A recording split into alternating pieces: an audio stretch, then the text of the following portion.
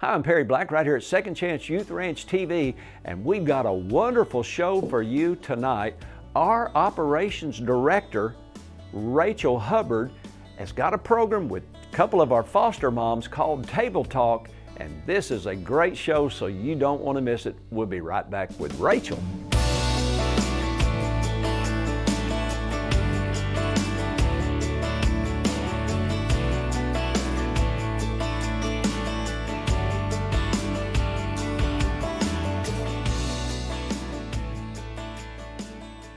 Hey, I'm Rachel Hubbard, Director of Second Chance Youth Ranch, and we are super excited to be shooting an episode today with some of our foster mamas.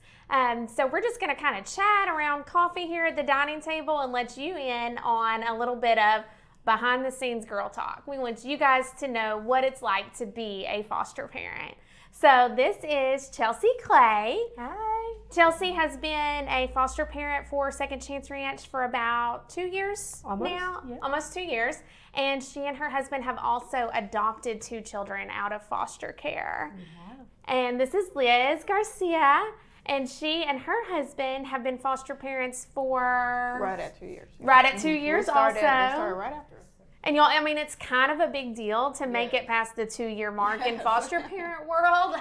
There's kind of a high turnover rate, and we're going to visit about kind of why that is. But they have 2 girls, 2 biological daughters of their own, and Liz and her husband are foster parents to a sibling group of 6 children, and Chelsea and Zach are foster parents to 5 children. So these ladies are the real deal. Like, they are doing it hardcore. They have dove right in, and they love these children exactly like their own.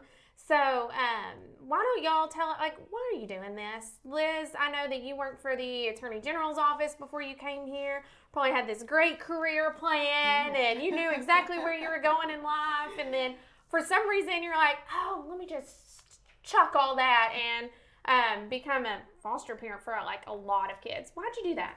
Yeah, well, it was God. I mean, that's the only way to put it.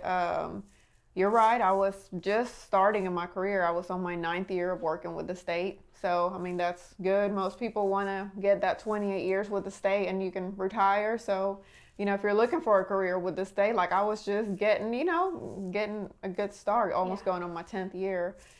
And God had just spoke to us, to my husband and I, through a prophet, actually, a guest preacher that went to our church several years ago. And at that point, he prayed over my husband and I, I'm going to raise an army of youth through you. And we didn't know what that meant at the time. We helped with the youth group at our own church. And we're like, okay, we're working with youth, so we must be like, in there where God wants us. But I used to teach dance at a studio, and several of the girls that lived at the ranch at that time were my students. And that's how I kind of got to know them. They sucked me right in. They're like, you should be a mentor for us. And I'm like, what's a mentor? And they're like, just someone that gets to hang out with us sometimes on the weekends and stuff like that. So I talked to my husband. We're like, okay, we can do that. We can have kids over the weekend at our house. Now that's a mistake. If you don't want to be a foster parent, do not meet the children. Yes. Because they do. They suck you right in. They're so stinking cute. Yeah, there's no way not to love them. Yes. Yeah. And so we did. We became mentors. We were mentors for about 2 years. And little by little, God really started opening our eyes to what He meant with that call back then. Like, I don't want you to just be a person that's kind of in and out of their life. And yes, it's great to have mentors, and we need more people to be mentors as well that can help the full-time foster parents maybe get a break and stuff like that. Those people are definitely needed. But for us, God was like, I want you in right there. I want for you to help you raise them. Like, these kids need someone to raise them, to show them the right ways, to... Their parents didn't always do everything wrong. I think that's a big misconception too. Yes, they did some things wrong for them to end up in foster care, but we've had kids that I can see where their parents also did a lot of things right. Yeah. But they still need someone there every day to guide them, to show them, to pray with them, to encourage them and say, you can do it. You do have the knowledge, the capacity to make good grades, to do good in school, to make good choices, to have a good future. And that's just where God wanted us. He wanted us to be here full time and like in the trenches, you know, with the kids through the good and the bad, because, you know, kids have a tough time. They need someone also to support them in the bad and to know that's not the end. Like, no one's giving up on them kind of thing, or they're not just going to go to the next foster home because something went wrong. Yeah. Hi, I'm Gwen Garland with Advanced Alarm Technologies, and we're a full-service security company. We offer alarm systems, both burglary and fire, access control, and video cameras. We've been security professionals since 1988. I have law enforcement background, and spent many years. My father-in-law, who originally got us into all this, used to say we went from locking them up to locking them out.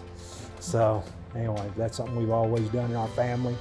Well, let's see, I guess we're working on our 4th generation in this business. Businesses should all partnership with the ranch, because not only it's a super wonderful charity, and it's something that will impact the future through the children. It provides good, stable, working folks that will be out in the community working with our businesses and small businesses, but it really impacts the future when you help the children of Second Chance Ranch. Pastor Black, you say you get under the spout where the glory comes out. And you know, these young kids are in a horrible situation through no fault of their own. And you're not giving them a hand out, you're giving a hand up. And these children become strong, productive members of society with a godly attitude, and they learned to pay it forward from that as well.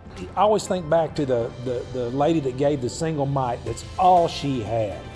There's been times where we didn't have much, and it felt like we were getting attacked from all sides, but we still followed through with our tithe. We still followed through with, when you got that little whisper in your ear, you need to do this. Mm-hmm. And you followed God and you did it. And the abundance that was poured back upon you is just far more than tenfold.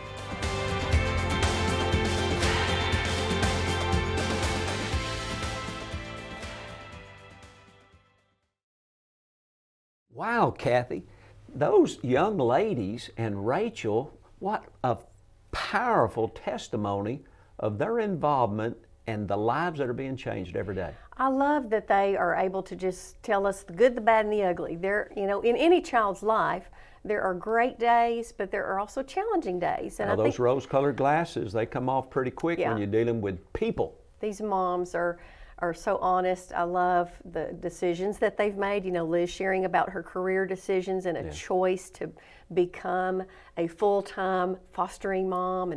And Chelsea, you know, we've seen the Clays on the show a couple of times. You guys don't let her talk enough. We finally get to hear from Miss Chelsea, and she's got so much personality. I would imagine the energy level in these homes is high, you know, having to have a sibling group of 5 or 2 or 3 children in addition to your own kids. You know, moms are just the hubs, and so these are the ladies that really make it happen. Yeah, and you nailed it when you talked about the energy level. When you've got, like Chelsea, she's got 2 children that they've adopted, plus 4 or 5 foster children. You got to have a high level of energy. And when I grew up 14 to 17 years old at the Methodist Children's Home, a lot of the house parents were not young and energetic. And so when I started the ranch, I thought it would be ladies that were retired with their husbands, maybe still working, kind of like my mother, and when she was a foster mom.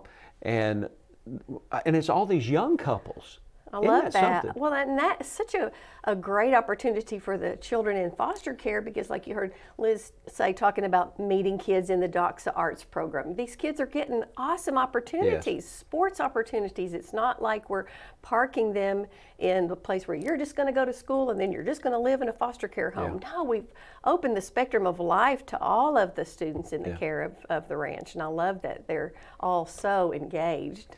Yeah, and so there are so many opportunities to be engaged at Second Chance Youth Ranch.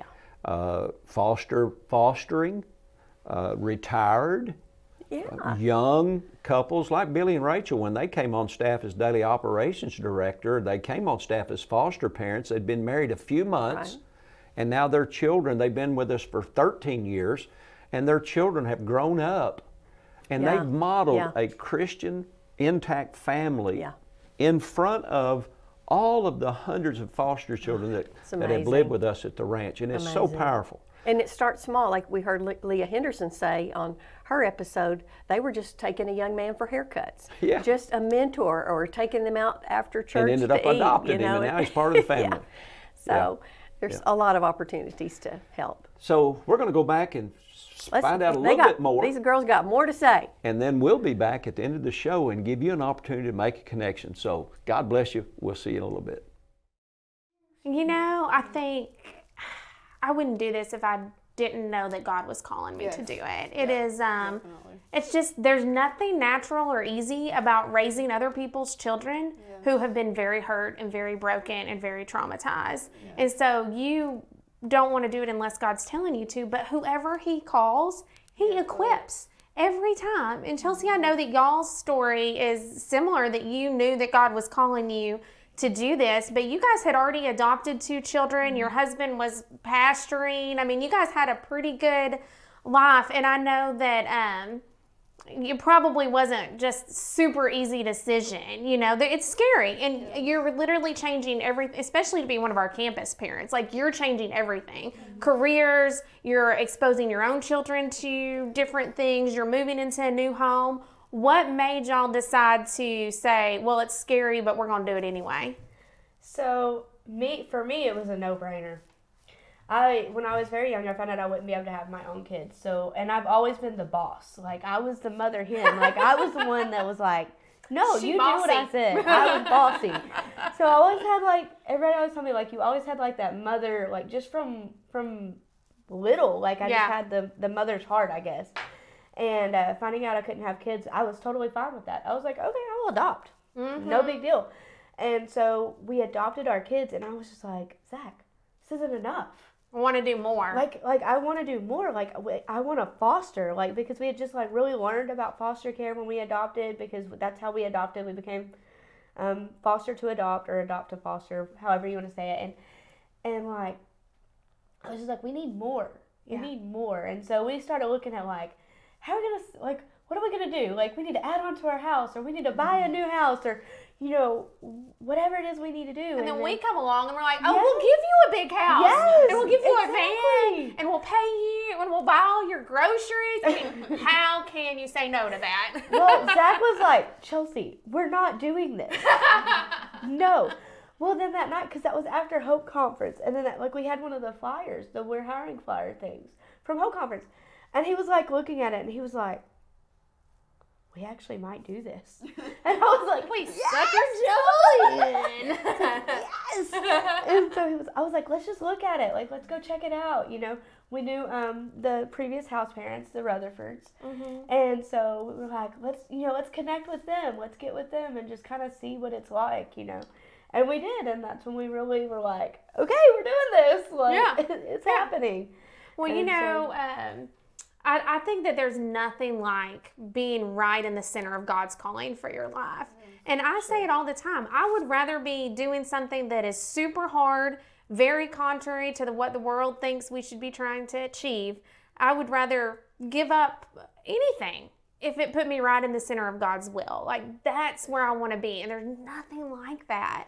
But I know that this is challenging. You know, we have cried to each other before. We have called and said, I need prayer right now. Let's just be real. What is hard about this? Yeah, and I just wanted to add on what you were just saying.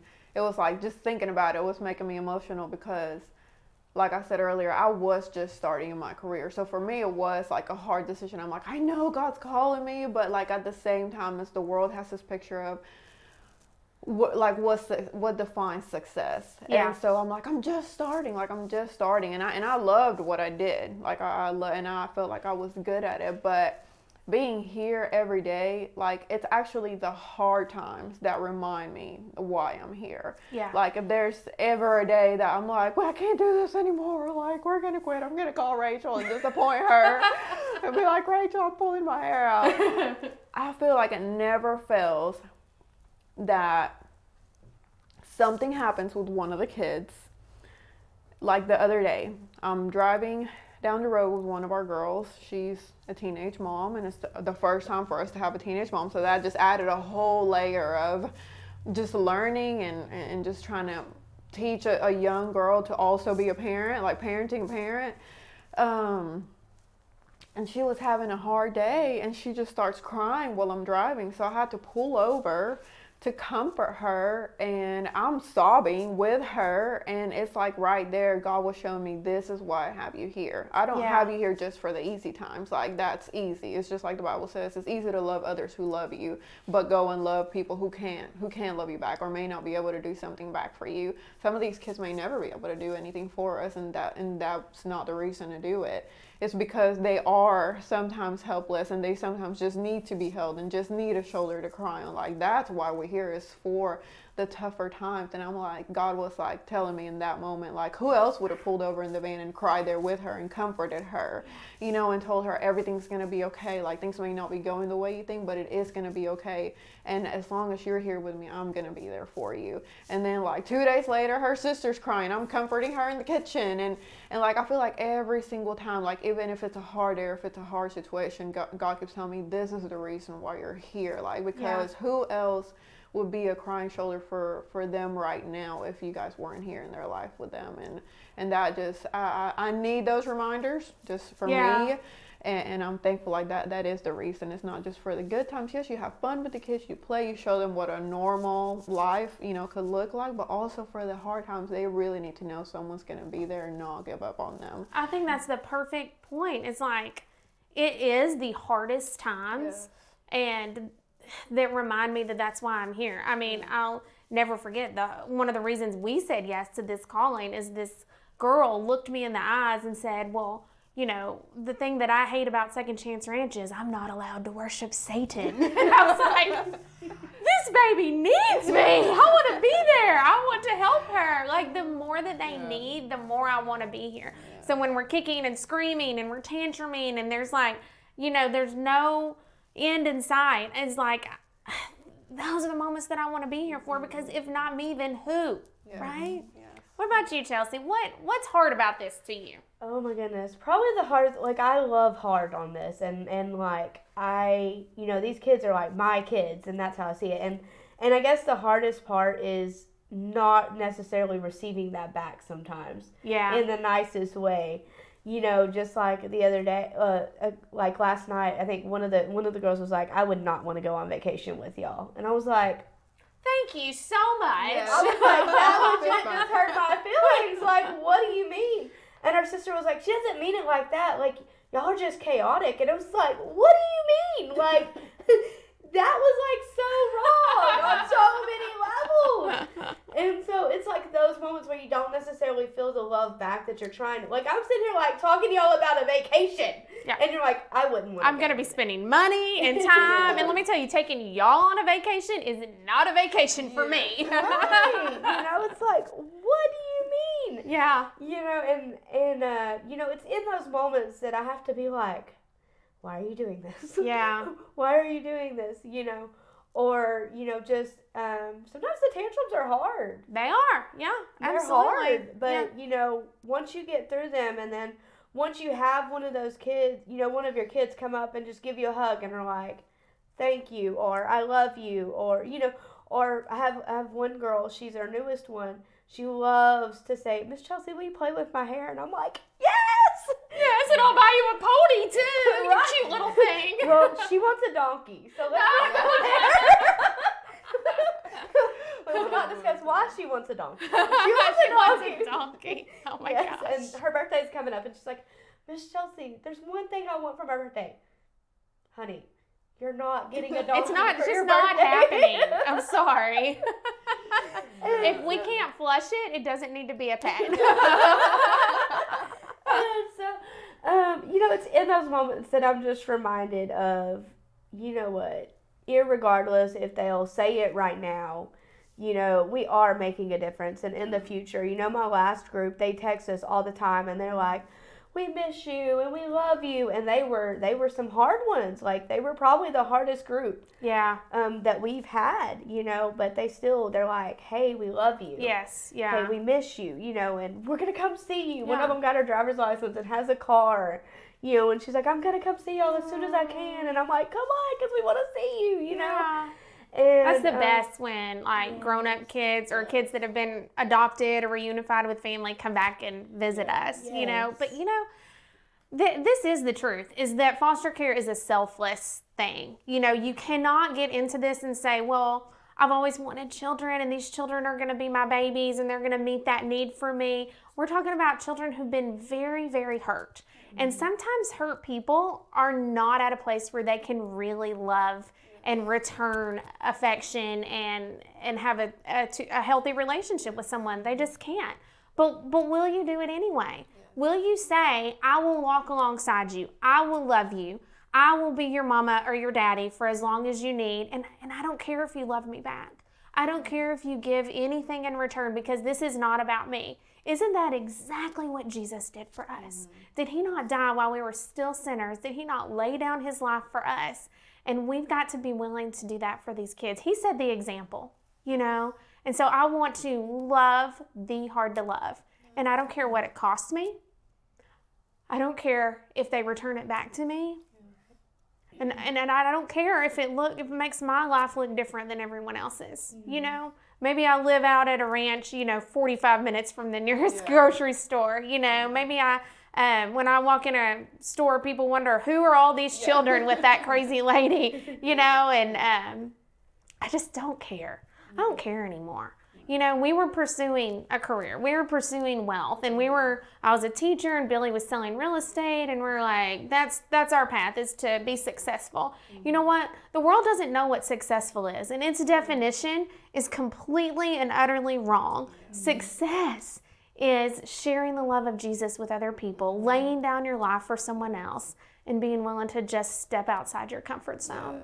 Yeah, and the Bible says you'll leave your mother and your father and you'll leave your family and follow me. Like, and I do believe that, especially like in the American culture, the American dream is to be successful, to have a house, to have nice cars. But I feel like we've gone so far from the biblical perspective of what God really calls us to do, to care for the orphans and the widows and all that. And it is hard to not want to live out that dream. That's easy, that's comfortable. Like, why would people not want that? Like, everyone wants what's easier and comfortable. I do myself, you know, at times as well. But it's like, there's a lasting, like you said, whenever kids that we've had previously that were maybe hard come back and tell you, I love you guys, I miss you, the things you've taught me, I'm still doing them. I've learned so much from you guys. Like, you guys changed my life. Like, you can't put a price on that. Like, you can't put a tag or a label on the eternal value that it has. Like, I love how your husband Billy always says, like, we have to populate heaven. Like, we have to take as many as we can with us. It really is an eternal thing. It has eternal value that we're teaching these kids Christian biblical principles, and that you can't put a tag or a label on that. And I'm telling you ladies, y'all are building wealth. It's just not earthly. Exactly. You are building treasures in heaven. When you get up there, I'm coming to y'all's house, because y'all gonna have a big old mansion up there. Y'all are really, really heroes, you know, and I just couldn't be prouder of both of you. I'm so thankful for you. We're thankful for y'all. We are definitely thankful for y'all. I always say, I want to be Rachel Hubbard when I grow up. Oh my gosh, stop. That is like my philosophy. Like, what would Rachel do? Like, I want to be Rachel. We're gonna cut that out. She gives correction with so much grace. I'm like, man, why can I give correction like that? Like, I'm smiling and getting onto them at the same time. I gotta learn that, because I don't have that down. I do not have that down. Well, you know what? I do want to say to our audience, to everybody who's listening, I've received a report from Department of Children and Family Services earlier this month, and there are over 1,300 children in foster care. They've already been removed from abusive and neglectful families, and they are not in a foster home. They are living in a shelter or a hospital or a facility, and they need a foster family. You guys, it is not okay for us to sit in our comfortable homes as believers, as Christians, and say, well, somebody else can take care of those 1,300 kids. No one is. We need you. We need you to step up and say, I will do this. So I'm just asking you to consider becoming a foster parent. If you are interested in fostering a teenager or a small sibling group or a large sibling group or a child with therapeutic needs and you're in Central Arkansas, then we will do it. We will open your home. We will train you. We will help you. We will pay you. We will support you. We will sit and drink coffee with you on your bad days, and we will help you through it. And we also desperately need campus foster parents. We have a home that is open and ready for a large sibling group, but we need parents to say yes, like Liz and Chelsea have. And if you are not in the Central Arkansas area, then please reach out to the Department of Children and Family Services or the call in your area and find out about becoming a foster parent. You are needed. Don't assume someone else will do the job, because I'm telling you, it's not happening. We need you. Wow, Kathy, what an amazing show of hearing the good, the bad, the ugly. What great opportunities, but the beauty is seeing the lives that are changed. And on one of our future shows, we're going to actually showcase some changed lives. Yes, we are going to talk to some of young women who have gone through the foster care system, had some days at the ranch, and adopted and now are adopted and flourishing in their new forever family. I can't wait to get that show on the air. To be told. But Kathy, people are watching right now, and I know the Holy Spirit's yanking their chain. I hope it's making them just say, I can do that. How do I do it? What are some opportunities that we at Second Chance Ranch and 2CYR-TV are providing for people to make this connection? What are some opportunities? You know, if you're not confident in being a mentor or a parent, you certainly can be a contributor, because we have all kinds of needs. We love gift cards and things for the families. We have lots of practical and daily needs because the students' lives change. We have a flood in and a flow out of kids. Now, you said gift cards. Oh man, can you imagine arriving at the home with nothing more than a bag? A trash bag with your stuff in it. And you need now some tennis shoes and so underwear? We immediately need socks and underwear, and in the last few weeks we've needed some winter gear, and we've needed a lot of things. So gift cards to any store, Walmart. Where a foster parent can take that child, go directly to the store, buy them their underwear, their socks, and things like that. Well, little simple things. Mentoring, coming out to the ranch once in a while, or with a Sunday school group to Boy Scouts, Girl Scouts, all kinds. A picnic out there for the kids, or a weenie roast, or so many opportunities. Yes, but then if you want to go deeper, we can use respite care training, mentoring, and we are plugging in a new foster family soon in the name of Jesus. I am believing. So it's as simple as this: if you can do it, we need it. That's pretty much how simple it is. Yep. I mean, you can run a weed eater, we need it. You can run a lawnmower, we need it. You can cook beans, we need it. Yep. If you can just come hug a neck and sit down and read a child a book, we need you to be involved.